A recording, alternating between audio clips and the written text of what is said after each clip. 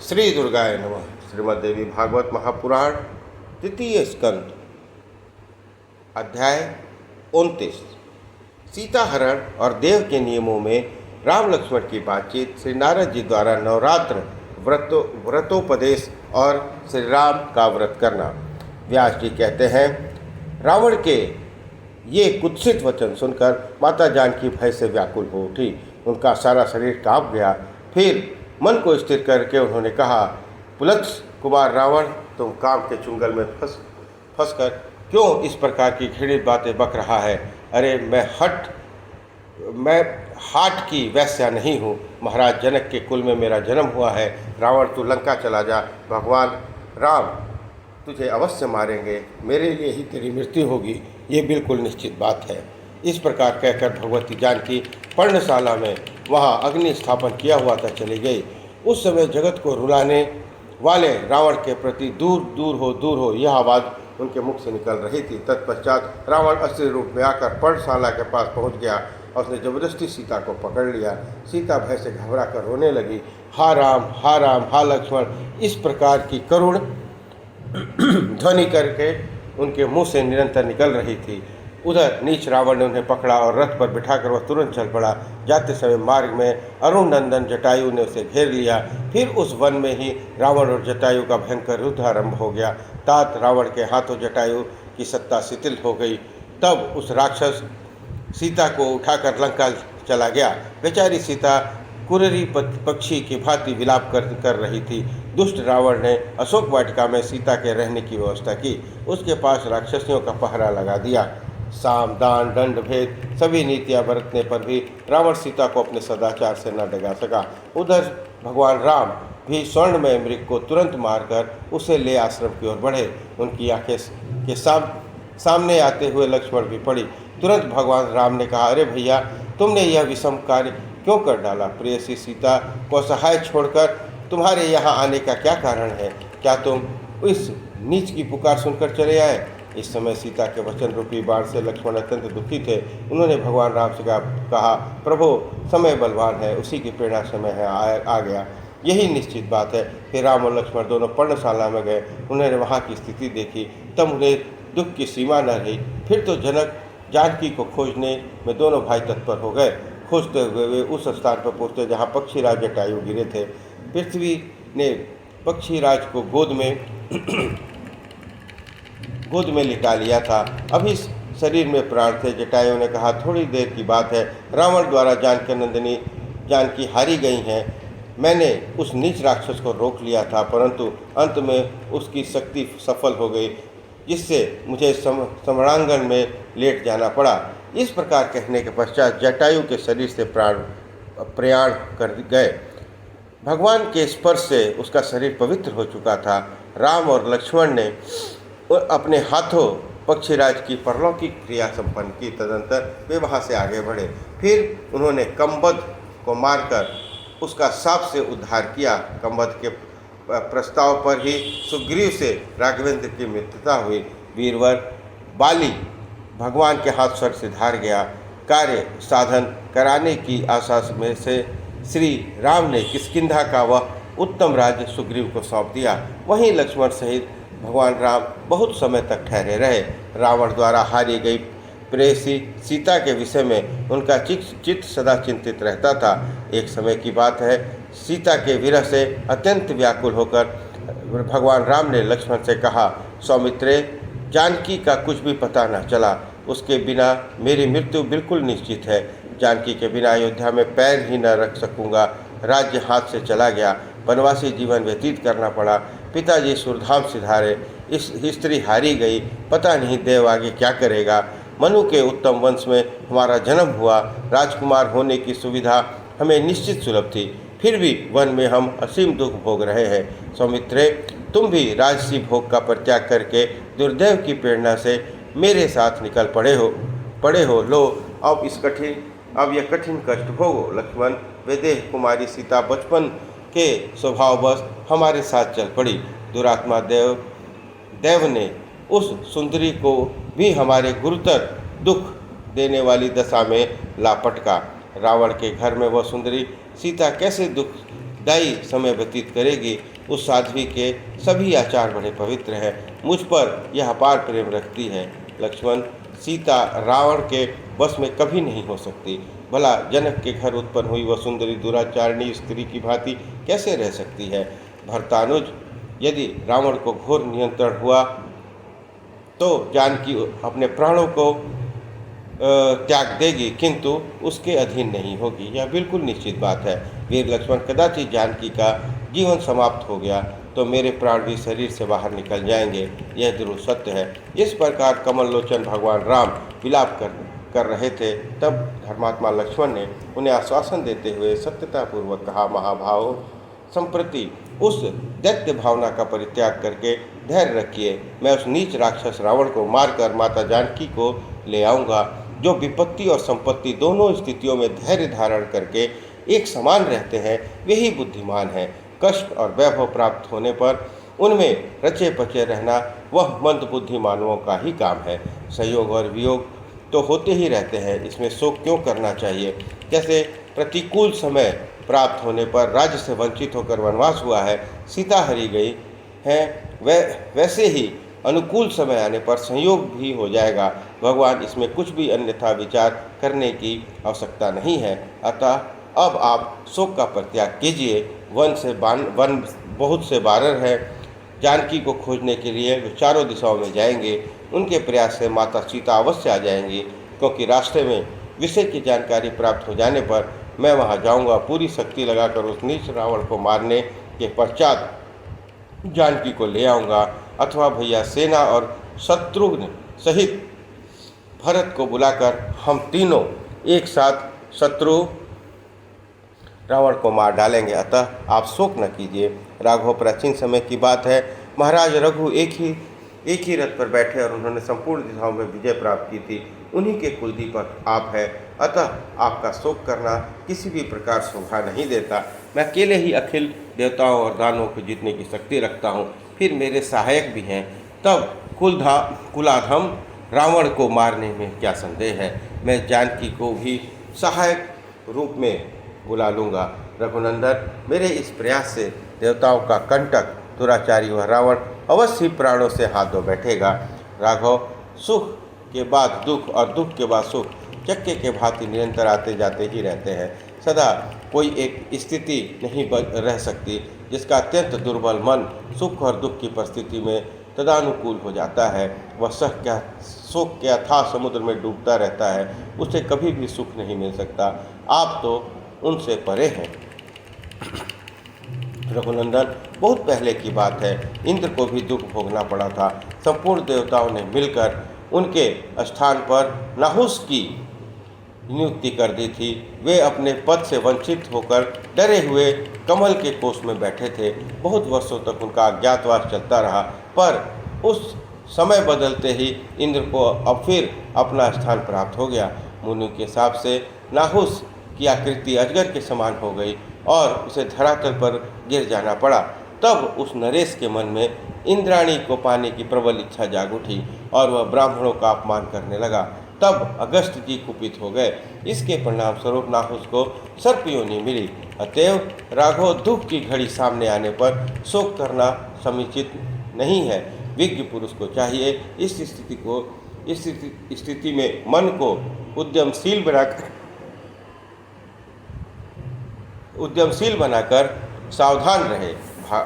महाभाग, आपसे कोई बात छिपी नहीं है। जगत प्रभु, आप सब कुछ करने में समर्थ है, फिर साधारण मनुष्य के भांति मन में क्यों इतना गुरुतर शोक कर रहे हैं? व्यास जी कहते हैं, लक्ष्मण के उपयुक्त वचन से महाराज भगवान विवेक विकसित हो उठा।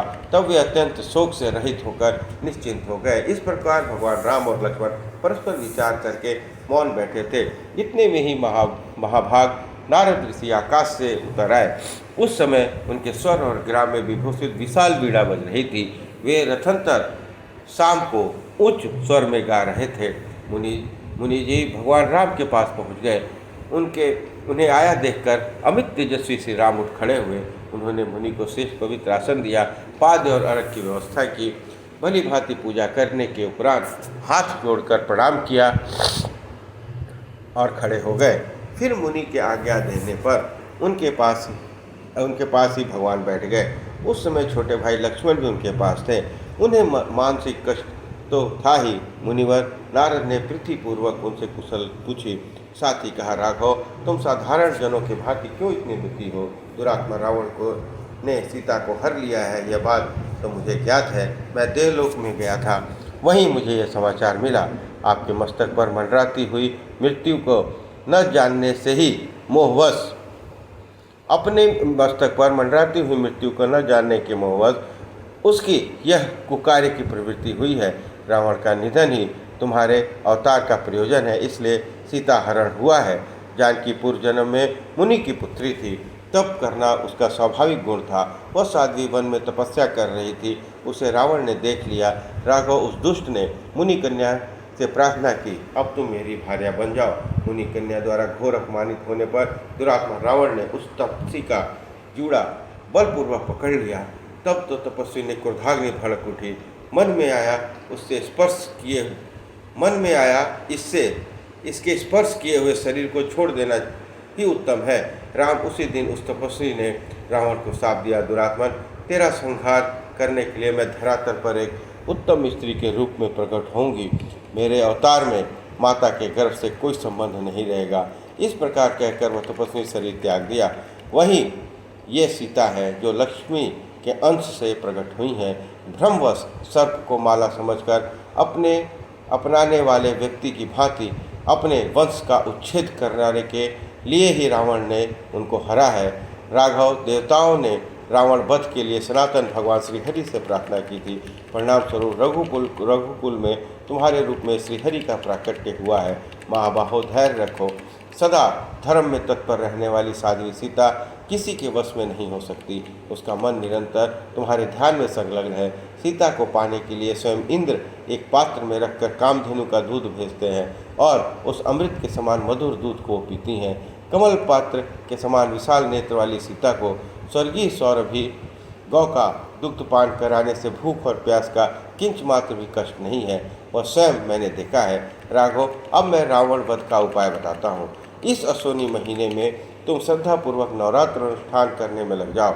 राम नवरात्र में उपवास, भगवती की आराधना और साविधि जप और होम संपूर्ण सिद्धियों का दान करने वाला है। बहुत पहले ब्रह्मा, विष्णु, महेश और स्वर्गवासी इंद्र तक इस नवरात्र का अनुष्ठान कर चुके हैं। राम, तुम सुखपूर्वक यह पवित्र नवरात्र व्रत करो। किसी कठिन परिस्थिति में पड़ने पर पुरुष को यह व्रत अवश्य करना चाहिए। राघव, विश्वामित्र, भृगु, वशिष्ठ और कश्यप द्वारा इस व्रत का अनुष्ठान हो चुका है, यह निश्चित बात है। अतएव राजेंद्र, तुम रावण वध के निमित्त इस व्रत का अनुष्ठान अवश्य करो। व्रतानुसार यह व्रत करने के लिए इंद्र और त्रिपुर वध के लिए भगवान शंकर भी इस सर्वोत्कृष्ट व्रत का अनुष्ठान कर चुके हैं। महामते, मधु को मारने के लिए भगवान श्री हरि ने सुमेरु गिरी पर यह व्रत किया था। अतएव राघव, सावधानीपूर्वक विधि के साथ तुम्हें भी व्रत को अवश्य करना चाहिए। भगवान राम ने पूछा, दयानिधे, आप सर्वज्ञान संपन्न है, विधि पूर्वक यह बताने की कृपा करें कि वे कौन देवी है, इनका क्या प्रभाव है और वे कहाँ से अवतरित हुई हैं और उन्हें किस नाम से संबोधित किया जाता है। नारद जी बोले, राम सुनो, ये देवी आद्या शक्ति हैं, सदा सर्वदा विराजमान रहती हैं। उनकी कृपा से संपूर्ण कामनाएं सिद्ध हो जाती हैं। आराधना होने पर दुखों को दूर करना उनका स्वाभाविक गुण है। रघुनंदन, ब्रह्मा प्रभृति संपूर्ण प्राणियों की निमित्त कारण वही है। उस शक्ति के बिना कोई भी हिलडुल नहीं सकता। मेरे पिता ब्रह्मा सृष्टि करते हैं, विष्णु पालन करते हैं और शंकर संहार करते हैं। इनमें जो मंगलमयी शक्ति भाषित होती है वही यह देवी है। त्रिलोक में जो सत कहीं कोई भी वस्तु सत्तात्मक रूप से विराजमान है, उनकी उत्पत्ति में निमित्त कारण इस देवी के अतिरिक्त और कौन हो सकता है। जिस समय किसी की भी सत्ता नहीं थी, उस समय भी इस प्रकृति शक्ति देवी का परिपूर्ण विग्रह विराजमान था। इसी की शक्ति से एक पुरुष प्रकट होता है और उसके साथ यह आनंद में निमग्न रहती हैं। यह युग के आरंभ की बात है। इस समय यह कल्याणी निर्गुण कहलाती हैं। इनके बाद यह देवी सगुण रूप में विराजमान होकर तीनों लोकों की सृष्टि करती हैं। इसके द्वारा सर्वप्रथम ब्रह्मा के आदि देवताओं का सृजन और उनमें शक्ति का समाधान होता है। इस देवी के विषय में जानकारी प्राप्त हो जाने पर प्राणी जन्म मरण रूपी संसार बंधन से मुक्त हो जाता है। इस देवी को जानना परम आवश्यक है। वेद इसके बाद प्रकट हुए हैं, अर्थात वेदों की रचना करने का श्रेय इन्हीं को जाता है। ब्रह्मा आदि महानुभाव के गुण और कर्म के भेद से इस देवी के अनंत नाम बताए गए हैं और वैसे ही कल्पना भी की है। वे मैं कहाँ तक वर्णन करूँ। रंगन अ आकार से छकार पर्यंत जितने वर्ण और स्वर प्रयुक्त होते हैं उनके द्वारा भगवती के असंख्य नामों का संकलन होता है। भगवान राम ने कहा, विप्र पर आप इस व्रत की संक्षिप्त विधि बतलाने की कृपा करें, क्योंकि मैं प्रीतिपूर्वक श्री देवी की उपासना करना चाहता हूँ। नारद बोले, राम समतल भूमि पर एक सिंहासन रखकर उस पर भगवती जगदम्बा की को पधरवाओ और 9 रात तक उपवास करने की उनकी आराधना करो। पूजा सा विधि होनी चाहिए। राजन, मैं इस कार्य में आचार्य का काम करूँगा, क्योंकि देवताओं का कार्य शीघ्र सिद्ध हो, इसके लिए मेरे मन में प्रबल उत्साह हो रहा है।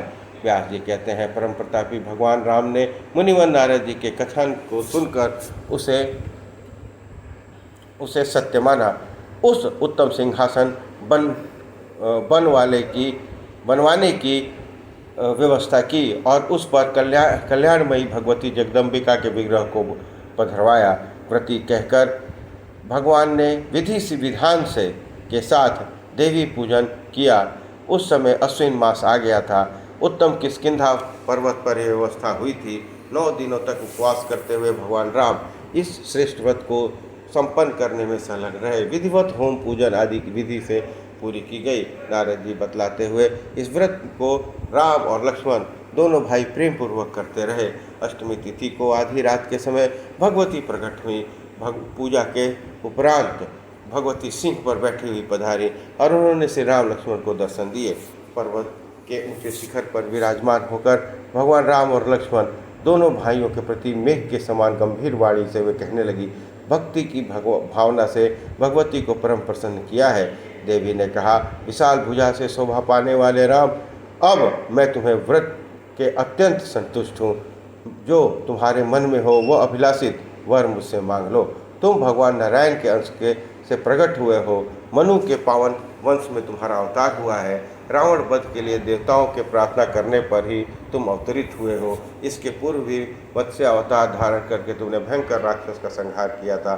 उस समय देवताओं का हित करने की इच्छा से तुमने वेदों की रक्षा की थी। फिर कच्छप रूप में प्रकट होकर मंथराचल को पीठ धारण करके यों समित का मंथन करके देवताओं को अमृत द्वारा शक्ति संपन्न बनाया। राम, तुम वराह रूप से भी प्रकट हो चुके हो।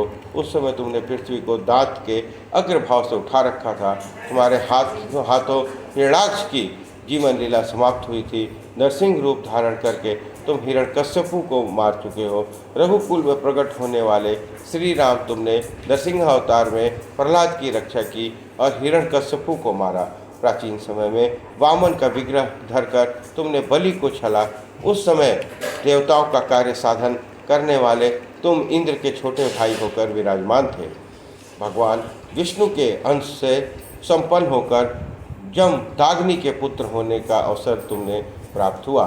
उस अवतार में क्षत्रियों को मारकर तुमने पृथ्वी को ब्राह्मणों को दान कर दी। रघुनंदन, उसी प्रकार तुम राजा दशरथ के यहाँ पुत्र के रूप से प्रकट हुए हो। तुम्हारे अवतार लेने के लिए संपूर्ण देवताओं ने प्रार्थना की थी, क्योंकि उन्हें रावण का महान कष्ट दे रहा था। राजन, अत्यंत बलशाली ये सभी बानर देवताओं के ही अंश हैं। ये तुम्हारे सहायक होंगे। इन सब में मेरी शक्ति निहित है। अनग तुम्हारा ये छोटा भाई लक्ष्मण शेषनाग का अवतार है। रावण के पुत्र मेघनाथ को यह अवश्य मार डालेगा। इस विषय में तुम्हें कुछ भी संदेह नहीं करना चाहिए। अब तुम्हारा परम कर्तव्य है कि इस वसंत ऋतु के नवरात्र में असीम श्रद्धा के साथ उपवास में तत्पर हो जाओ। तदंतर पापी रावण को मारकर सुखपूर्वक राज्य भोगो। 11,000 वर्षों तक धरातल पर तुम्हारा राज्य स्थित रहेगा। राघवेंद्र राज भोगने के पश्चात पुनः अपने परम धाम को सिधारोगे। व्यास जी कहते हैं, इस प्रकार कहकर भगवती अंतर्ध्यान हो गई। भगवान राम के मन में प्रसन्नता की सीमा न रही। नवरात्र व्रत समाप्त करके 10वें के दिन भगवान राम ने यात्रा कर दी। प्रस्थान के पूर्व विजयादशमी की पूजा कार्य संपन्न किया। जानकी वल्लभ भगवान श्री राम की कीर्ति जगत प्रसिद्ध है। वे पूर्ण काम है। प्रकट होकर परम शक्ति की प्रेरणा कहने पर सुग्रीव के साथ श्री राम समुद्र के तट पर गए। साथ में लक्ष्मण जी थे। फिर समुद्र में पुल बांधने की व्यवस्था करके देवशत्रु रावण का वध किया। जो मनुष्य भक्तिपूर्वक देवी के इस उत्तम चरित्र का स्मरण करता है उसे प्राचीर भोग और भोगने के पश्चात परम पद की उपलब्धि होती है। इस प्रकार दुर्गा महारानी की जय। इस प्रकार श्रीमद् देवी भागवत महापुराण तृतीय स्कंद अध्याय 29 और 30 संपन्न हुआ। बोलिए दुर्गा महारानी की जय।